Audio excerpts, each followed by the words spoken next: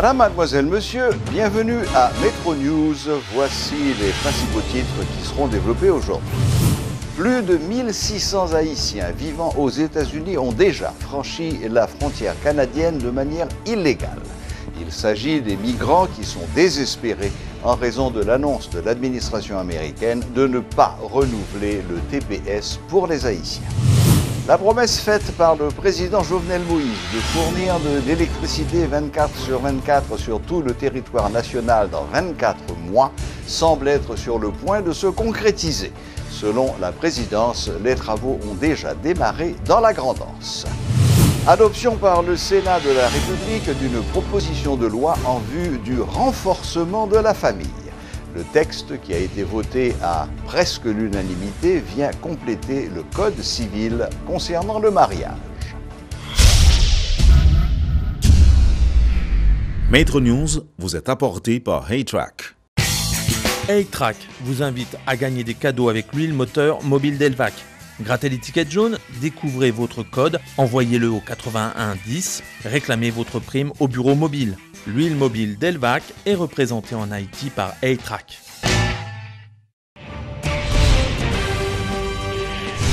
Le porte-parole de la présidence haïtienne a rencontré la presse ce mercredi afin de faire le point sur un ensemble de sujets et notamment la caravane du changement qui est actuellement dans le Grand Sud.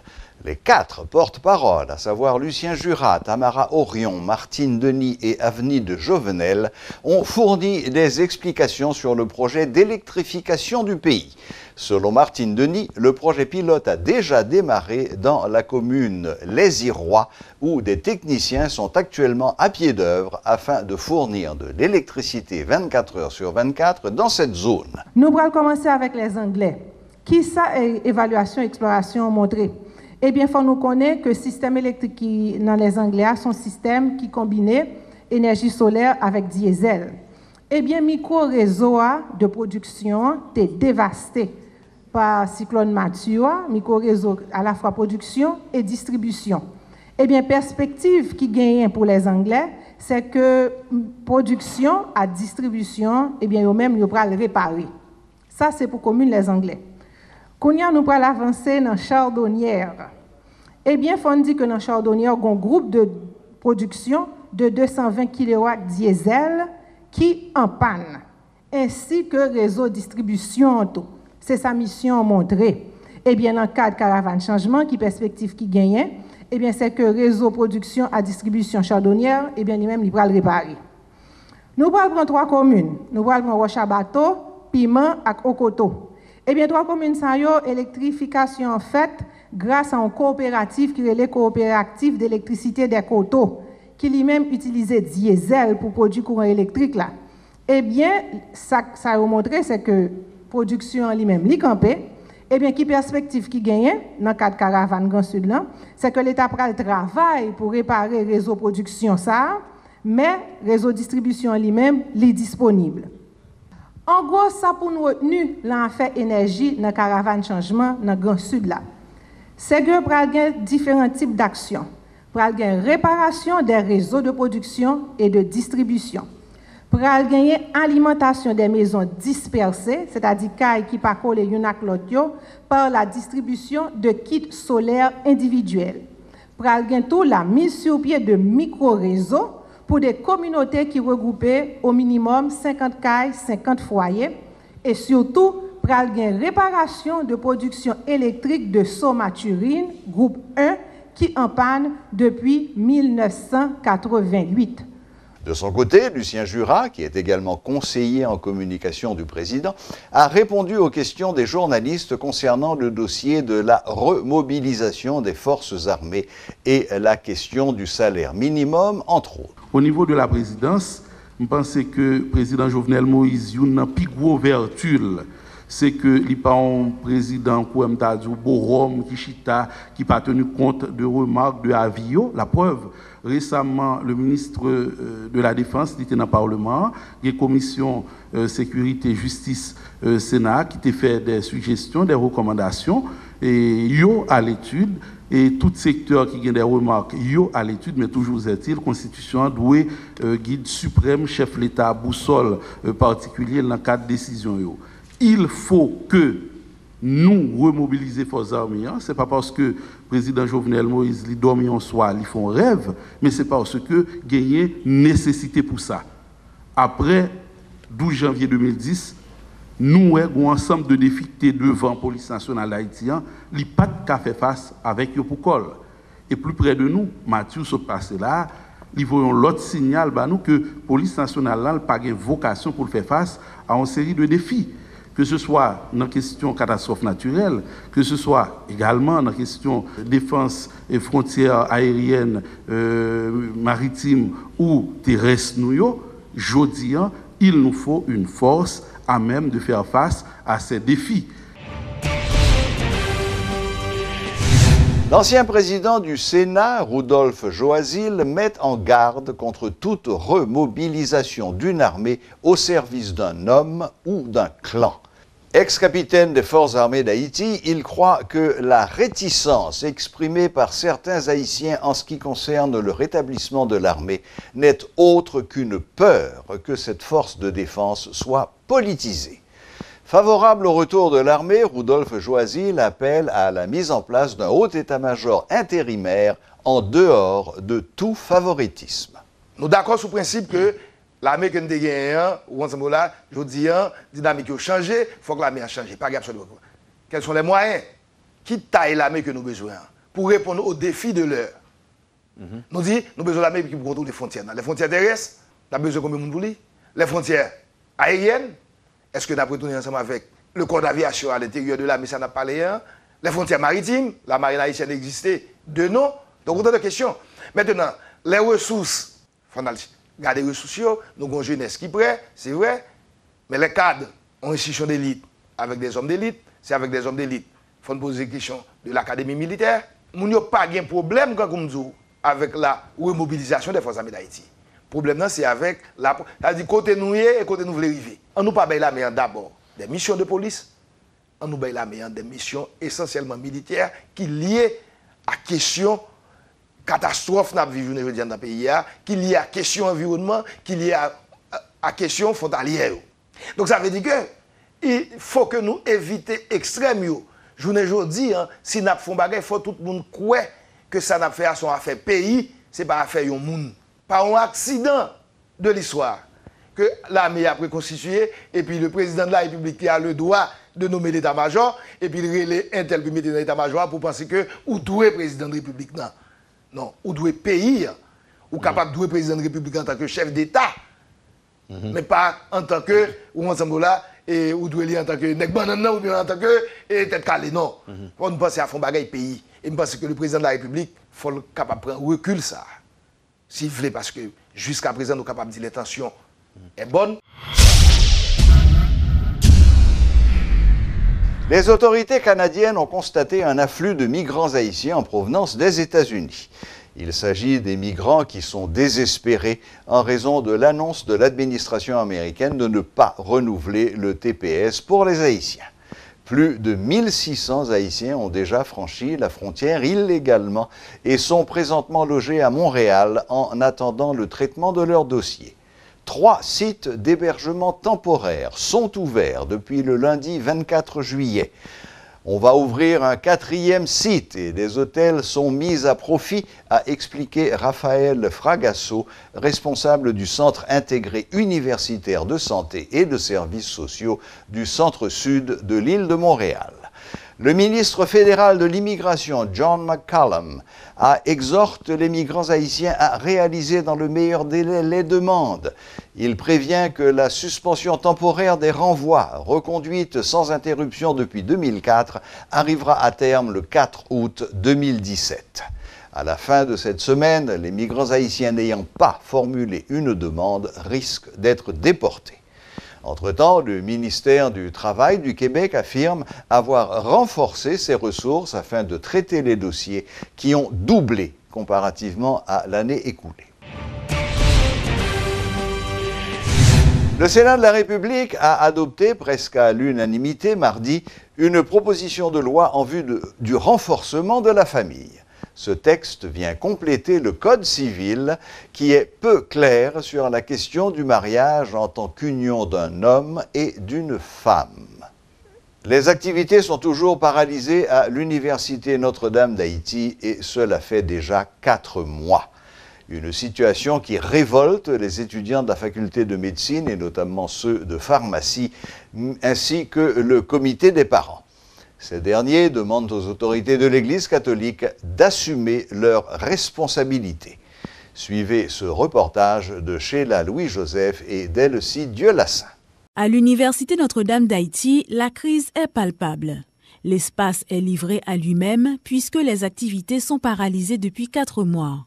Des étudiants en médecine et en pharmacie se disent fatigués de cette situation. Rectorat sont rectorat démobilisé parce que normalement c'est le recteur Pierre-André Pierre qui était là-dedans parce que vice-recteur aux affaires académiques là dans le travail à Rome, il retire école dans dossier ça, vice-recteur aux affaires académiques pas rien encore.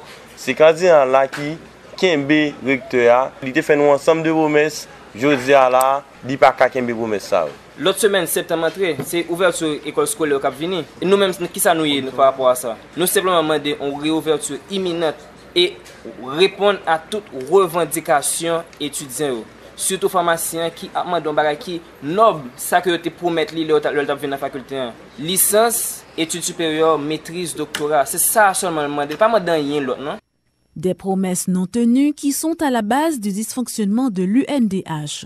6 ans d'études en pharmacie, incluant la licence et le doctorat, avaient été promis par les responsables lors de l'implantation de cette faculté en 2013. La première promotion en est à la 4e année. Les finissants sont encore en attente. Frustré et révolté, le comité des parents n'a d'autre choix que de tirer la sonnette d'alarme. Fin chita m'paye en l'école pendant 4 ans, m'a passé misère et puis brusquement petite moi chita et quand coule fait saute dans baccalauréat. Petite moi en 3e année faculté de médecine. Il fait 4 mois chita. M'pa connait est-ce que il va faire 3e année. M'pa connait est-ce que son certificat a bali en tant que pharmacien pour la et vendre grain non pharmacie dans comptoir. C'est-à-dire nous besoin connaître exactement qui ça qu'a dit avec Timounio. À quand la fin de cette crise à l'UNDH? C'est la grande question que se posent les étudiants et les parents qui appellent les autorités de l'Église catholique à assumer leurs responsabilités. L'ambassade des États-Unis en Haïti, de concert avec le bureau de la Première Dame de la République, a honoré mardi l'haïtienne Nathalie Mondésir en tant que lauréate du concours baptisé The Next Generation Leaders Program, organisé par l'Institut McCain. Selon le chargé d'affaires américain Brian Shuken, c'est la première fois qu'une haïtienne remporte cette compétition depuis son lancement en 2013. De son côté, Nathalie Mondésir, une jeune femme qui évolue dans le milieu politique, s'est montrée satisfaite d'avoir pu en arriver là. Elle va continuer à représenter Haïti durant les 11 prochains mois dans le cadre de ce programme.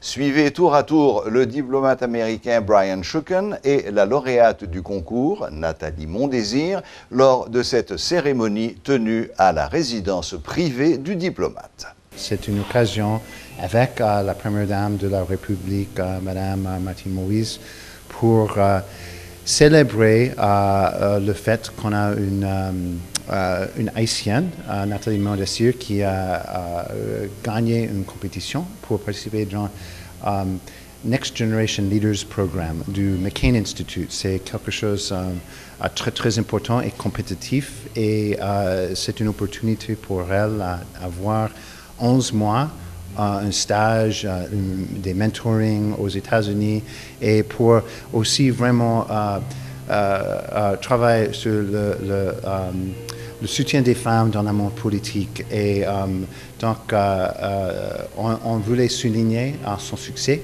C'est la première haïtienne et même la première personne de cette région de la Caraïbe qui participe dans ce programme très prestigieux. Il y a une formation, mais aussi du mentoring. Elle sera en Californie et elle va travailler dans un bureau d'un politicien, le maire du Compton, en Californie. Et elle est activiste et elle va apprendre à travailler avec les communautés et pour vraiment empower les femmes et les personnes. C'est un programme que le sénateur américain John McCain mettait sous pied pour être capable d'encadrer des leaders qui sont en milieu de carrière, c'est-à-dire des jeunes qui ont commencé à œuvrer dans le pays, que ce soit sur le plan politique, social ou entrepreneurial aussi. Donc, jeunes, si ils manquent moyens pour avancer, donc l'Institut en prend, il fait formation pour eux. Mais c'est un programme qui a duré 1 an, ou bien 1 an pour passer aux États-Unis pour étudier le leadership politique. Moi, c'est choisir le leadership politique parce que moi, c'est une ancienne candidate et que moi, dans la politique tout, et je fais social tout, je suis dans la question de la femme en Haïti. Donc, c'est ça qui fait moi être beaucoup plus à l'aise dans le domaine ça. Et je connais que le secteur féminin, c'est un secteur qui est un peu négligé quelque part. Ensuite, qui est toujours victime, qui a un pile défi pour contourner, qui a un pile problème tout. Donc, moi, j'ai choisi de travailler pour ce secteur ça parce que c'est un secteur qui m'appartient à lui et que je travaille là-dedans. Donc, je plus senti confortable pour me travailler pour ce secteur. Et heureusement, je bien choisi parce que le texte que je soumet là, c'est vraiment profond. C'est vraiment profond et que moi, réussi ensemble avec lui et moi, fier, moi, content. Donc, je m'encourage un pile jeune, pareil, moi. Pas abandonner le pays pour aller dans l'autre pays parce que l'opportunité là, c'est le même qui peut chercher. OK, yo pas venir joindre nous. Donc profiter, toujours continuer former tête nous, faire des recherches, pas gaspiller temps nous dans des bagages comme si futile, qui pas utile nous rien. Donc moi même si me déconne faire ça, je dis on va pas recevoir pris ça. OK, parce que c'est pas un cadeau, surtout étranger, très strict. OK? Il y a un ensemble de critères qui est établi donc si pas qu'à arriver à atteindre ou pas atteindre l'objectif. Donc heureusement pour moi, c'est un monde qui était toujours très discipliné, OK, qui a un objectif tout, ce que je toujours dit toute jeune, ou pas qu'à vivre pour pas un objectif. Sinon ou pas vivre ou juste exister. Donc moi j'ai un objectif et ça c'est un objectif parce que moi j'ai un pile objectif. Moi c'est un monde qui a de grandes visions. Donc ça c'est une là et m'a toujours continuer à aller de l'avant tout autant que m'exister.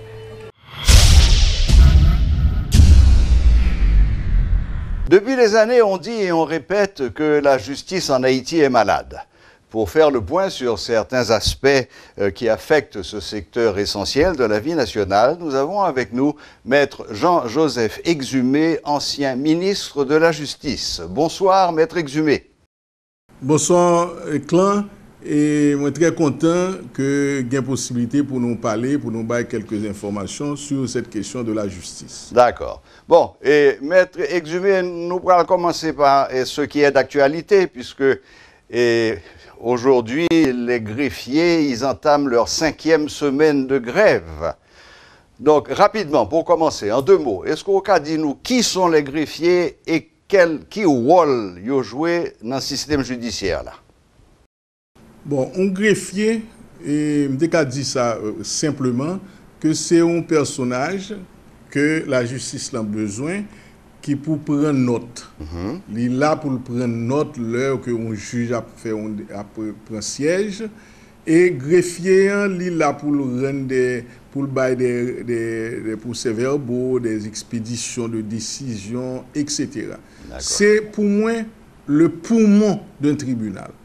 Par un tribunal qui a fonctionné sans que vous n'ayez un service d'un greffier compétent et un greffier qui est conscient de rôle en tant qu'agent du système judiciaire et un élément fondamental pour que une décision prenne, pour que le tribunal a fonctionné. Donc, comme on dit, c'est vraiment un poumon d'un tribunal. Oui, mais d'ailleurs, la réalité vous donne raison, puisque depuis presque 5 semaines, il n'y a aucun tribunal qui a fonctionné en Haïti. Tout le monde bébé. Tout le monde bébé, ou même qui sont justiciables, moi-même qui sont avocats, je ne peux pas faire rien, puisque je ne peux pas régler un monde dans le tribunal. Voilà que, par exemple, il y a une assise criminelle qui était supposée commencer depuis 2 semaines déjà. Exactement. Assise criminelle bloquée. Et moi, je pense que son bagage qui est très grave, parce qu'en réalité, il y a une série de justiciables, une série de monde, notamment qui sont en prison, qui arrivent leur pour juger, puisqu'on est assise criminelle, c'est chaque année, disons 2 fois l'an, où supposé faire ça. Dans un temps voilà limité. Que tout le bagage ça est bloqué. Donc, droits fondamentaux de ça, ils ont violé. Yeah. Évidemment. En tant qu'ancien ministre de la Justice, est-ce qu'on est d'accord avec le mouvement de grève greffier et qui solution tu as ou même? Qui sont à proposer? Bon, premièrement, moi-même, comme ministre de la Justice, comme son simple citoyen, moi poser une question moi-même, est-ce qu'on a bloqué le service de la justice? C'est même Jean Koulia là, si la police dit que bon, il pas fait patrouille, il pas arrêter monde, il pas fait rien, d'ailleurs expliquer qui ça peut le passer parce que il y a un article dans la loi sous statut de la magistrature là, c'est article 55. Article ça il dit toute action concertée de la part de qui monde pour bloquer le service de la justice est interdite. Donc c'est un bail qui est logique. Même lorsque droit de réclamation est justifié, parce que nous ne pouvons pas rentrer dans ça vraiment, si salaire est petit, conditions de travail, si salaire n'est pas adéquat pour lui, c'est normal, il doit protester. Mais il ne faut pas que protestation ça arrive jusqu'à bloquer le cours de la justice. Oui. Voilà le principe. De la même manière que policier doit faire grève. Oui, de la même manière que tout le monde, au fond, qui est là pour lui faire un service public fonctionner, il n'a pas de droit à la grève. Il a droit à faire des protestations. Et puis de toute façon, comme moi je t'explique tout à l'heure, le véritable problème, c'est que le service de la justice qui est bloqué net. Ouais. Et particulièrement, il y a assise criminelle là qui est bloqué. Donc moi, je m'estime que greffier, il faut dire ça, même lorsque droit est respecté, droit est justifié, mais il n'y a pas de droit, il a fait pour prévoir un service de roulement au moins qui pour permettre que le service n'a pas bloqué net. Par exemple, assise là, il a été fait pour arranger pour que l'assise criminelle n'a pas bloqué. Ouais. Parce que l'assise criminelle a fait pour 2 semaines, 3 semaines, mais pendant la période ça, je pense que le mouvement grévier, il vient désavouer net le rôle que vous-même vous gagnez pour jouer en tant que des agents, comme je l'explique tout à l'heure, qui est aussi important. Oui, ce qu'on nomme dans d'autres pays, assurer le service minimum. Assurer le service minimum au moins. C'est ça. D'accord, peut-être que mon ne doit pas aller au tribunal. Et puis de toute façon, on ne grève pas qu'à illimité. Voilà. Là, on fait une grève, donc il faut bien connaître que un délai pour que on vienne pas ridicule. Parce que si on bloque le service là net, là, ça, on peut le faire retourner, tout le monde retourner contre. C'est ça que moi qui menace greffier aujourd'hui. Enjambé, l'autre question, Maître Exhumé. Récemment, il y a une nouvelle brigade ou brigade spéciale que vous fait Brissif, qui est censée une brigade anti-spoliation. Et un pile monde bat bravo pour création brigade ça, mais un pile monde dit tout que il y a tant pour yo qui efficacité et brigade ça va gagner. Qui opinion sur question ça? Bon, moi je pense que vraiment c'est pas une brigade qu'on a besoin, on a besoin des brigades. Ouais. Parce que là toute juridiction il y a un problème aujourd'hui. En Haïti aujourd'hui, question de occupation illégale de terrain, mais c'est des bagages qui vraiment à travers le pays. Brigade ça déjà moi que son bail qui est concentré sur Port-au-Prince. Oui. Donc moi-même j'estime que c'est pas une mauvaise idée, mais vraiment pour que l'idée ça effective, faut que nous ayons possibilité pour nous appliquer bagay là vraiment. Il y a des exemples à mon avis pour brigade là, enfin l'État, le ministère de la Justice a commencé par tracer. Et ils sont capables d'utiliser un système comme ça vraiment, quand on a un commissaire gouvernement, ou des policiers affectés à la brigade là, ou une série de mécanismes qu'on peut mettre. Mais il faut qu'on mette des mécanismes, parce que sinon, on va tous saisir, garder, ou va oublier après quelques temps. Mais est-ce que d'après vous, nouveau brigade ça, je veux dire, elle a les moyens de ses ambitions? D'après ça, ouais. Non, mais il faut qu'on mette des moyens. M'tendez bagala m'batte en Haïti m'tendez li bon c'est moi-même sur le m'attend des résultats et je pense que véritable problème qu'on gagne souvent dans affaire de voler témoignaux c'est parce que ou gagne des juges qui l'a donné ou gagne des avocats qui l'a donné ou gagne des policiers qui l'a donné des officiels. Donc c'est pour simple que lié Donc, c'est la raison pour laquelle, faut que c'est pour moi qui fait comme ça, qu'on petit bagage conjoncturel, il faut que vous structurez bagage là, de façon à ce que, lorsque ou une décision de justice, par exemple, qui rend en faveur ou, eh bien, ou qu'à exécuter les. Parce que c'est là où le bas blesse. Bon, et Maître Exumé, pour finir, à l'heure actuelle, au Sénat, il y a un gros travail apparemment qu'a fait sur la réforme du code pénal et du code de procédure pénale. Ça, c'est dans le cadre de la réforme générale de la justice. Et oui. Qui j'en ouais travaille ça? Est-ce que c'est un travail qui est utile, nécessaire, et qui j'en ouais l'a avancé?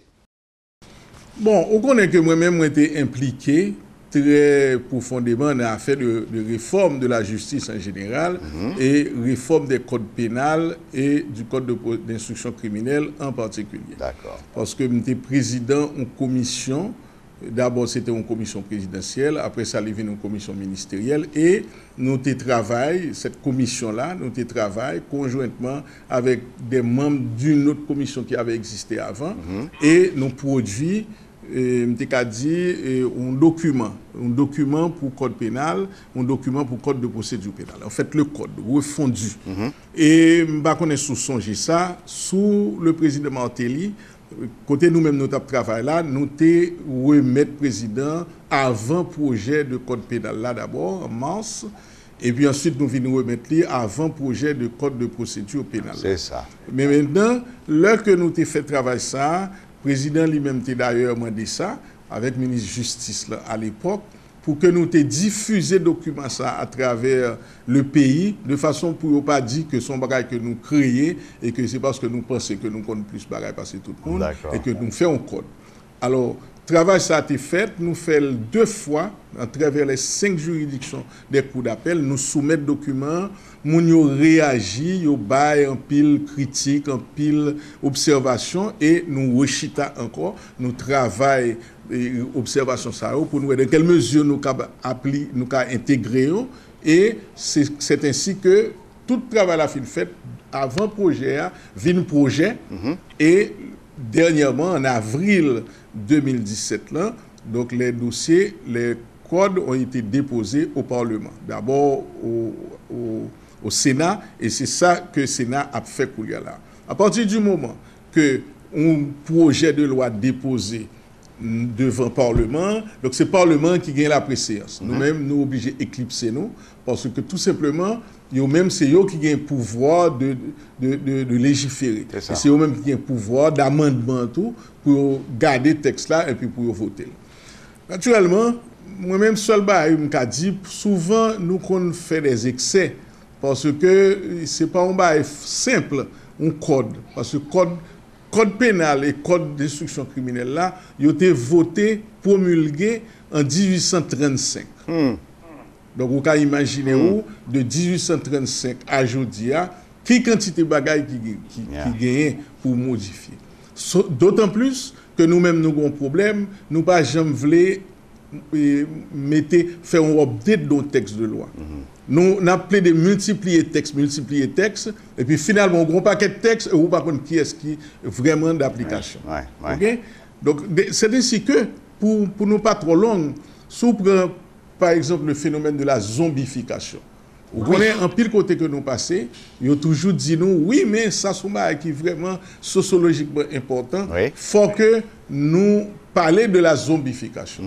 Mais moi-même, réserve moi sur ça, moi, je dis, mes amis, qui ça qui est zombification? Comment on peut le définir d'abord? Parce qu'on est en matière pénale, il y a toujours dit que la loi pénale est d'interprétation stricte. Je n'ai pas une approximation que je fais. Si je dis zombification, c'est une infraction, il faut donc que je définisse infraction. Qui ça zombie? Bien sûr. Oui, c'est normal. Hein? Et puis d'ailleurs, vous connaissez que dans toute infraction pénale, que c'est un crime, que c'est un délit, que c'est une contravention, vous gagnez les caractères de l'infraction. D'abord, élément matériel de l'infraction, est-ce que vous côté élément matériel à sortir. Deuxièmement, élément légal là, qui texte de loi qui punit. Et troisièmement, élément moral ou psychologique là, qui motivation, qui porte mon nom commettre crime. Donc, soit fait zombification, son question moi estime que nous sommes capables peut-être de faire une émission, si possible, sous question ça seulement, et d'autres, eh bien, nous avons tellement réfléchi sur ça que dans la dernière mouture de code là où qui devant le Parlement, nous avons un article 281 qui déjà punit ça. Et comment nous avons essayé d'exprimer, bon 2 minutes pour me ça, est passible de 15 ans à 20 ans de réclusion criminelle le fait d'administrer à une personne des substances de nature à provoquer un état léthargique, momentané ou prolongé, ou de provoquer une altération durable des facultés mentales ou psychiques, l'infraction est passible de 20 ans à 30 ans de réclusion criminelle lorsque le décès de la personne a été déclaré à un officier de l'état civil et que cette personne, après son inhumation, a été identifiée et reconnue comme une personne se trouvant occasionnellement ou vivant en la demeure d'une personne avec laquelle elle a ou non un lien de parenté. Donc c'est exactement la zombification. Absolument, absolument. Donc mais maintenant, c'est dommage, il y a des gens peut-être qui n'ont pas lu texte là, et puis il y a toujours faut que nous ayons une loi sur la zombification. Parce que l'on fait un code, le code c'est comme si substantifique, moi là. Maintenant, on a une série, son monde, moi joins un monde que je considère comme étant un zombie, je vais essayer de punir les gens qui te balle substance là. Bien sûr. Bien et sûr. puis le fini, si moun sa lui-même, m'ba ka joindre zombie, m'a pral faire enquête, faire recherche pour moi qui je le fais vivre comme ça. Voilà. Ouais. Donc c'est son bail qui demande une sérénité pour aboutir à un résultat satisfaisant pour les justiciables et la population en général.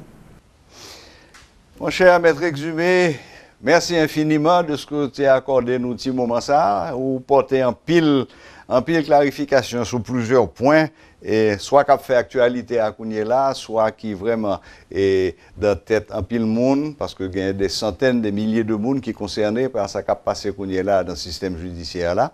Merci infiniment de votre temps, Maître Exhumé, et à très bientôt. À très bientôt, Monsieur Clan. Au revoir.